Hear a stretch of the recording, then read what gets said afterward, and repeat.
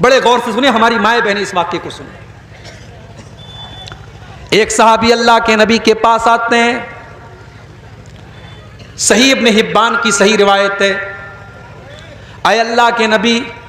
ہم دور جاہلیت میں بہت سارے غلط کام کرتے تھے، بتوں کی پوجا کرتے تھے، مردار کھایا کرتے تھے۔ اے اللہ کے نبی، انہی غلط کاموں میں سے ایک کام یہ بھی تھا وَنَقْتُلُ الْأَوْلَادَ کہ ہم اپنے بچوں کو قتل کر دیا کرتے تھے، اپنے بچوں کو مار ڈالا کرتے تھے، ہم بیٹیوں کو قتل کر دیتے تھے۔ اے اللہ کے نبی، میری ایک بیٹی تھی، مجھ سے بہت پیار کرتی تھی، کلما دعوتها اجابت، جب میں اس کو بلاتا تھا وہ دوڑی دوڑی میرے پاس آتی تھی۔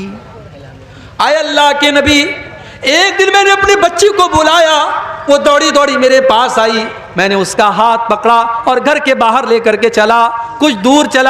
دور گیا، ایک کنویں کے پاس پہنچا۔ جب میں کنویں کے پاس پہنچا، میری معصوم بچی میرے دل کی پلاننگ سے بے خبر تھی، میں نے کنویں کے پاس پہنچ کر کے فَتَرَدَّيْتُهَا فِي الْبِيرِ، میں نے اس کنویں کے اندر اپنی بیٹی کو ڈھکیل دیا۔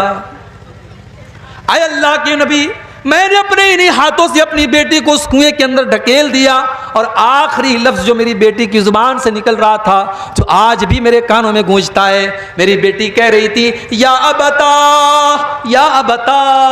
اے ابا جان میرا قصور کیا ہے، اے ابا جان میری غلطی کیا ہے، اے ابا جان میرا اپرادھ کیا ہے، مجھے کس جرم کی سزا آپ نے دی ہے۔ اے اللہ کے نبی، میری بیٹی میرے ہاتھوں سے مر گئی، اپنے انہی ہاتھوں سے میں نے اپنی بیٹی کا مرڈر کر دیا۔ اے اللہ کے نبی، میرے سارے گناہ تو اللہ تعالیٰ معاف کر دے گا، کیا میرا یہ گناہ بھی معاف ہو جائے گا؟ صحابی اپنا واقعہ بیان کر رہے ہیں، اور صحابی کی آنکھ میں آنسو ہے، صحابی رو رہے ہیں، اور اللہ کے نبی کی آنکھوں سے بھی آنسو بہ رہے ہیں، اللہ کے پیارے نبی بھی رو رہے ہیں۔ صحابہ کرام صحابی سے کہنے لگے احزنت رسول اللہ، تو نے اللہ کے نبی کو دکھی کر دیا، تو نے اللہ کے نبی کو صدمے میں ڈال دیا، تیری وجہ سے اللہ کے نبی دکھی ہو گئے۔ اللہ کے نبی نے فرمایا نہیں،